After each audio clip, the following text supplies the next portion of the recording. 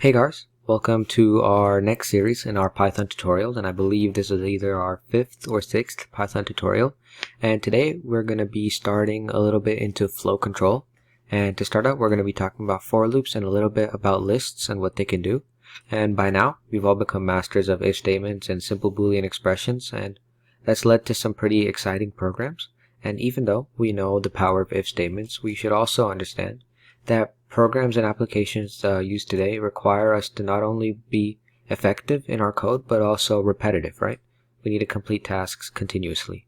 And one aspect of programming that requires a lot of this repetition and action is with lists. And we can loop through these lists using a tool called the for loop, right? Mentioned earlier. And lists, what are lists, right? Lists are a collection that is ordered and changeable, and lists allow for duplicate members.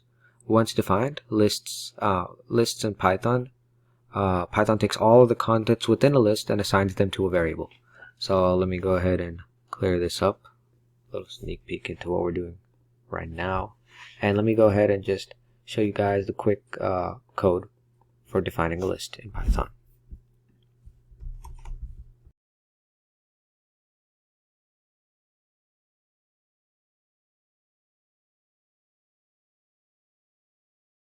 So I've written out two lists. We have fruits and change, and that's our variable names.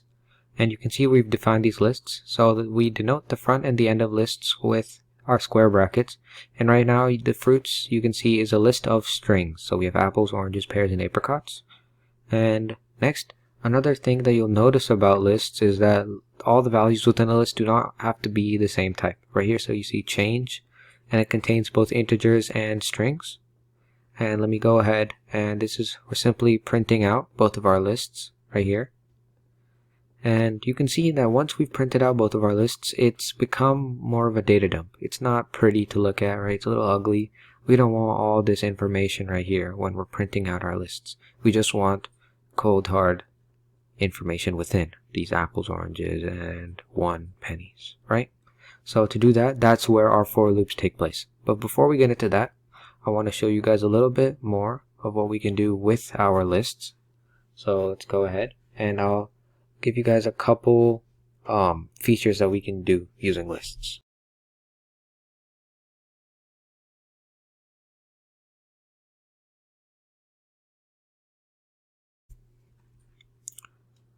Okay, so here I've defined a quick list called it holidays, and hopefully I included your favorite holiday within my list.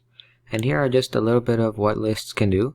So this first statement right here, print holidays 1, that's what we're calling accessing list items.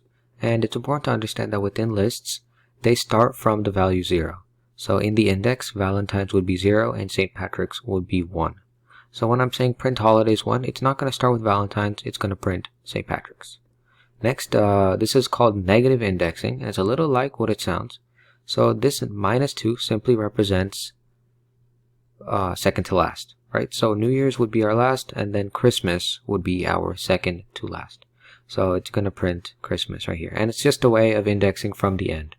There's no real difference from doing accessing list items like this or doing negative indexing. It's just a different way. And lastly, we have a range of indexes.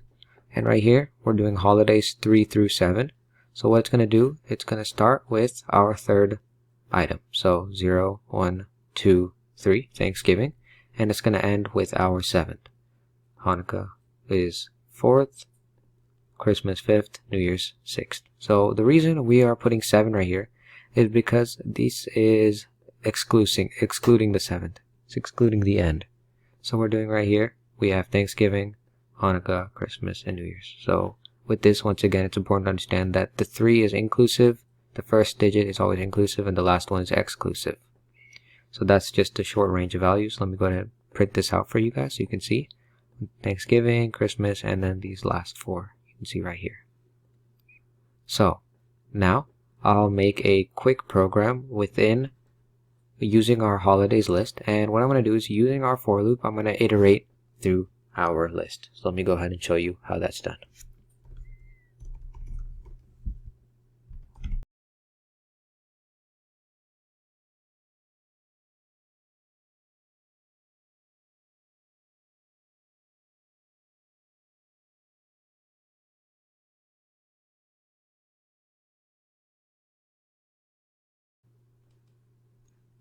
Okay, so I know it looks like I typed a lot, and don't freak out, don't run away. I will be able to break this down to you guys so you can understand fairly simply. I'm doing a lot of things right here, so it's important to just follow along. It's not that difficult, and I'm sure all of you guys will be able to understand what it is that I am doing.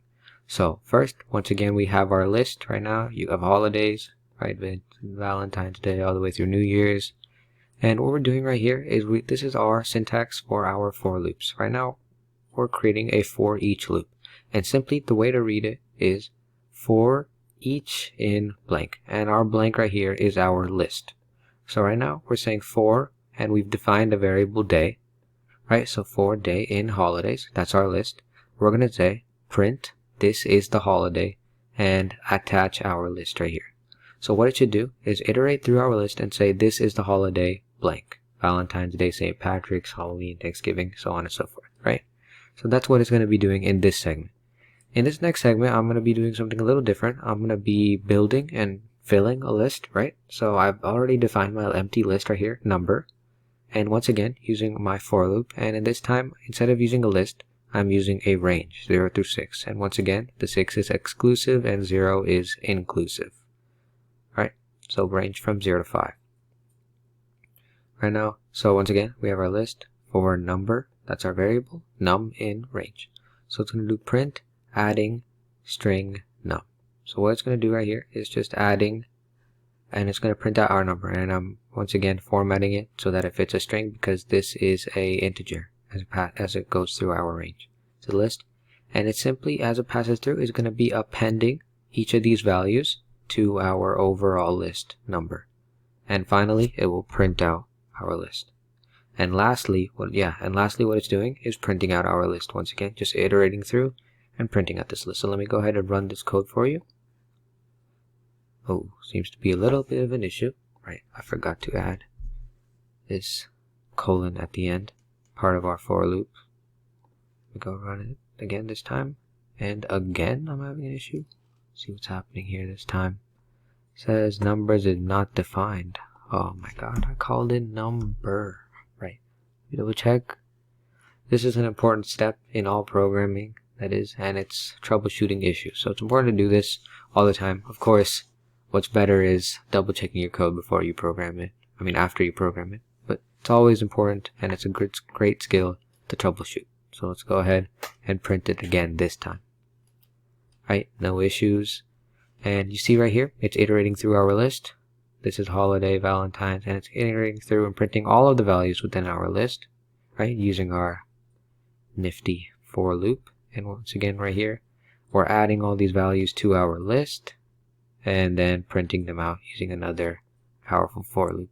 So this is a quick visual display that I've attached for you guys for for loops, and you can see right here for each item in the sequence, that's what's going in, and we're just going through each of the values, and if it is the last item that's reached, we just exit out of the loop, and if it's not, we just go through the inside of the body of the for and we exit out. So simply what it's doing is it's iterating and it's making sure that each value in the for loop and in the list is completed.